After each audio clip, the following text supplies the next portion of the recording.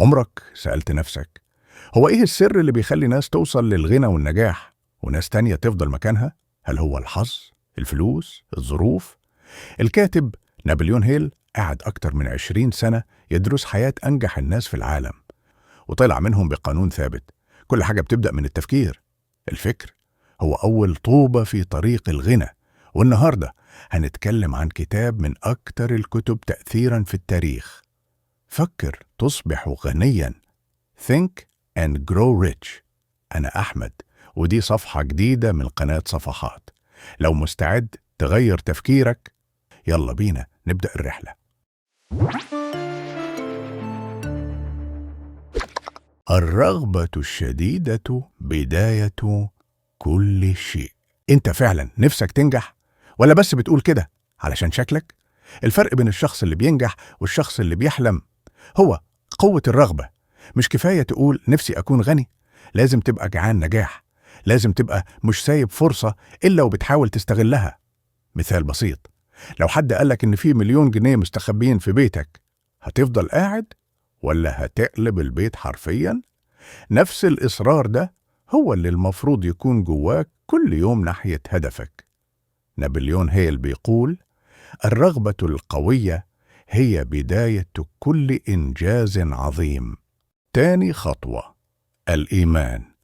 شوف الهدف قبل ما يتحقق. آمن بنفسك حتى لو مفيش أي دليل واضح قدامك. الناس اللي نجحوا شافوا النجاح في خيالهم قبل ما يشوفوه في الواقع.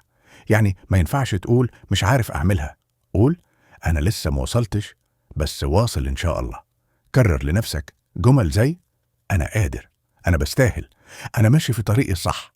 صدقني الكلام ده بيخلي عقلك يشتغل لصالحك مش ضدك. تالت خطوة: التوكيدات. برمجة دماغك من أول وجديد. الدماغ زي الكمبيوتر، لو فضلت تغذيه برسائل سلبية هيصدقها ويعيشها. لكن لو كل يوم كررت لنفسك أهدافك بصوت عالي وبإصرار، عقلك هيبتدي يبرمج نفسه إنه يوصلك ليها. مثال: اكتب جملة فيها هدفك وكررها الصبح وبالليل: أنا هحقق دخل 1,000,000 جنيه في خلال سنة، وهشتغل على نفسي كل يوم علشان أوصل. صدقني الكتاب ده بيأكد إن التكرار مش هزار، التكرار يساوي تثبيت. رابع خطوة: المعرفة المتخصصة. اتعلم اللي يوصلك، مش كل معلومة مفيدة. في فرق بين إنك تقرأ وخلاص وبين إنك تتعلم حاجة توصلك لهدفك. يعني مثلا لو هدفك تبقى غني من التجارة، يبقى لازم تتعلم تسويق، إدارة، مهارات بيع، تنظيم وقت. كل يوم اسأل نفسك: أنا اتعلمت إيه النهاردة يقربني من هدفي؟ النجاح مش بالحظ، النجاح بالتحضير. خامس خطوة: فريق النجاح. محدش بينجح لوحده.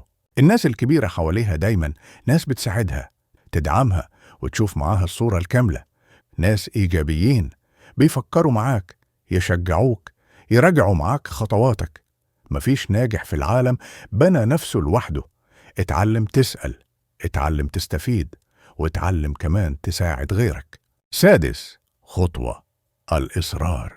النجاح مش سهل. أكبر غلطة ممكن تعملها إنك تستسلم بدري. هتقابل تحديات؟ أكيد. هتتعب؟ طبعا.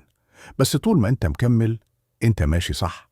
نابليون هيل بيقول: الناس بتستسلم قبل لحظة النجاح بلحظة واحدة. افتكر إن كل باب مقفول وراه درس، وكل فشل هو تعديل لمسارك مش نهاية الطريق. سابع خطوة: سيطر على تفكيرك.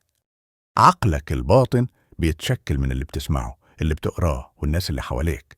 فابعد عن الناس السلبية وابعد عن الكلام اللي يحبطك، واسأل نفسك كل يوم: هل أنا بحط في دماغي أفكار تساعدني ولا تعطلني؟ اسمع بودكاست مفيد، شوف فيديو تحفيزي، اقرأ صفحة من كتاب، تابع قناة صفحات. اغمر عقلك بحاجات ترفعك مش تشدك لتحت. كتاب فكر تصبح غنيا مش مجرد كتاب عن الفلوس، ده كتاب عن طريقة تفكير مختلفة تماما. هو بيقولك ببساطة: فكرك هو أول خطوة في طريق نجاحك. ابدأ دلوقتي حتى بخطوة صغيرة. صدق إنك تستاهل واشتغل على نفسك كل يوم. ودي كانت صفحة جديدة من قناة صفحات. لو حسيت إن الفيديو فادك، شاركه مع حد بتحبه. واشترك في القناة علشان تتابع باقي الرحلة. كل كتاب هنا هو صفحة جديدة في حياتك. سلام.